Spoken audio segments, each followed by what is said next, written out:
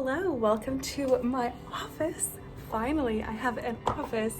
After 2.5 months of being a realtor, I finally have a place to sit with a desk. So that is epic. It is very beautiful. I love having just glass everywhere. Makes me feel very special. Okay, I'll show you a real shot. This is my office. Desk, and then there's 3 other desks in here, but I have the corner with the double windows, so that makes me very happy. That's pretty much it. This is the rookie office, so all of the noobs will be in here. I haven't seen anybody the past few days that I've been in this office room.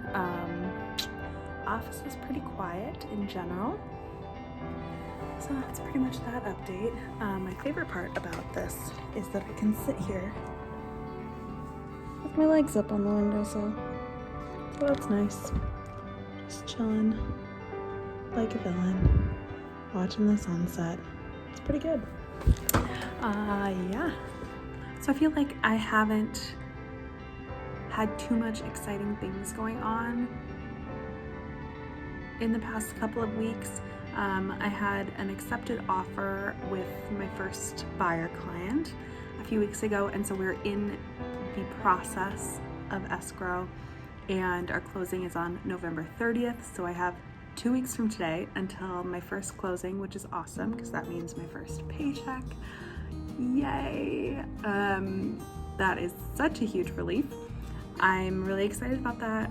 Now that I have my own office and kind of my own space, it feels a lot better to actually sit down and work every day. I'm just not as productive when I'm working from home because there's couches and a refrigerator and, just a dog. And everything's less motivating when you're at home than when you're in an office where there's just work to do and no one to talk to. Yep. So I haven't made a video in a couple weeks because I was a little bit out of the loop for a while, a little bit out of commish.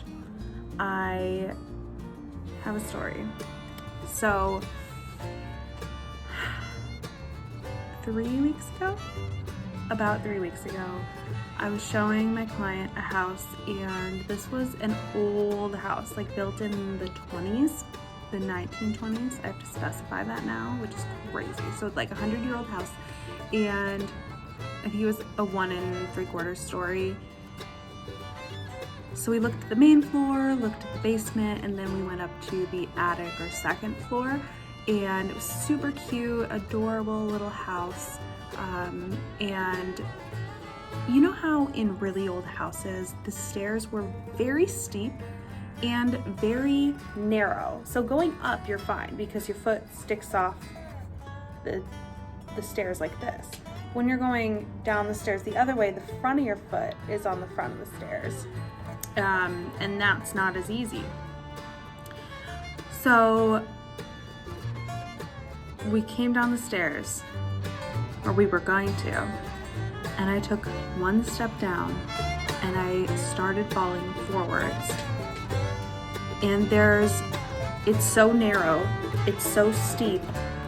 It looked like this, very steep. At the end there was a door because you're kind of going up this small flight of stairs, and there's a door at the end.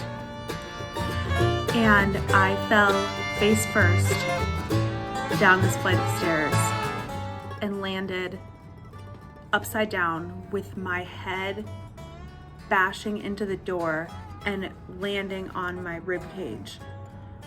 And I thought I died. I thought I was going to die. I thought I did die. I thought I had broken everything and I was going to die there. This was not a vacant home. People were still living here. So I was so nervous in that moment that I wasn't going to be able to move, that there was going to be blood everywhere because I saw a stain on the wall when I finally opened my eyes, and right where my head was, there was like this dark smudge, and I was like, oh my gosh, is my head bleeding? Is my brains on the floor? People are going to come home and I'm going to be dead on the ground. It was terrible. It hurt so bad. The client I was with is my good friend, and she rushed down to me and tried to help me up and tried to see if I was okay. And I like couldn't move for a while, and then I finally got up, and as soon as I tried to stand up, I felt like I was going to throw up. I started blacking out, feeling like I was gonna throw up. I was like, oh my gosh, I probably have a concussion. I just need to get out of this house because I can't barf on the carpet in this house where I almost just died. I don't want to have to clean that up. So she helped me stumble out of the house, and I just sat on the ground for a while and like tried to recover. It was horrible. But we still had one more house to see. So I had my client drive us out of town to see another property. All the while thinking, I need to go home. This is one of the worst injuries I've ever had in my life. I haven't ever broken a bone, so this was probably close to, if not the most painful injury of my life. I finally got home, and it has taken me weeks to recover. I couldn't move for multiple days. The pain in my side was so intense that I was sure that I had broken a rib. Now I'm realizing I probably didn't, because I'm feeling a lot better and it's only 3 weeks out and there's not a ton of pain anymore. And I'm doing a lot better. So all in all, the purpose of this story is to tell you, if you are showing very old homes with very steep stairs, please be careful. I'm not surprised that I did that. I think it's actually hilarious that I fell down a flight of stairs and severely injured myself. I think that was inevitable, because I am very clumsy and injury prone. So that's my story. Please be careful.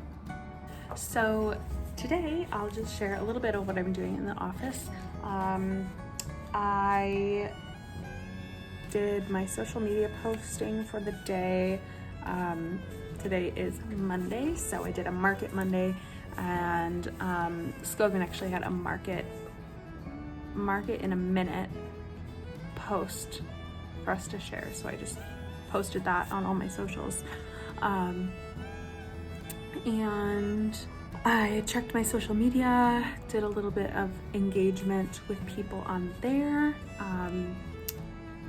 sent a few properties to someone who mentioned they were looking for a property. I wrote a handful of ninja notes to people that I know, so I will mail those tonight or tomorrow. Finding open houses for this weekend to host. I am doing some calls to my sphere. That is really difficult for me to get up the courage to call people. I don't know why, it just like cranks my anxiety so much. And so I'm trying to get over that fear and do some each day this week, gradually doing more and more, hopefully, so that I can build up my tolerance. Sounds bad, but it's scary. Oh, another story. This was the most heartbreaking thing that has happened to me in my career so far, pretty much, except for falling downstairs. Last weekend, so like a week ago, I got a call on my phone, and the caller ID said no caller ID, like it was an unknown number, and usually if it's just a person calling, you get a number, right? And so I was like, oh, that's probably like that's probably like when you get a potential spam call, you know? So I didn't answer it, and I figured if I was doing something else, and it's like, I'll just let it go. And they left a voicemail. So I listened to the voicemail, and it said, hi, Emily, I want to sell my house, and I just wanted to pick your brain. So give me a call back. That's a great call, right? Here's the problem. This person did not leave a name. They did not leave a number to call them back, any contact info, and they had their number blocked, so I could not call them back. I was so pissed at myself for just not answering it in the first place. And also, please, if you're going to call me, please give me some way to call you back, some kind of contact info, because now I have no idea who that was. I didn't recognize the voice, and they didn't leave any info. So I just had to I couldn't do anything.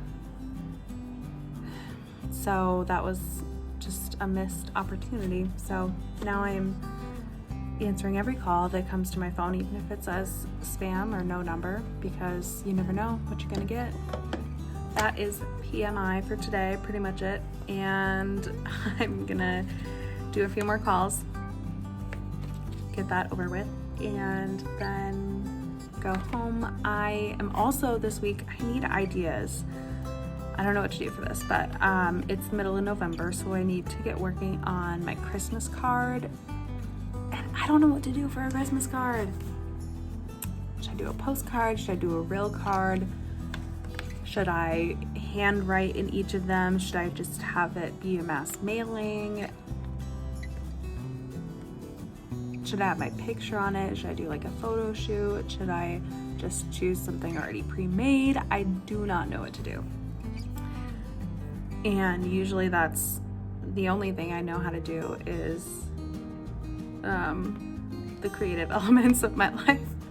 But I am stumped. So, hasta la vista, adios. Try to subscribe.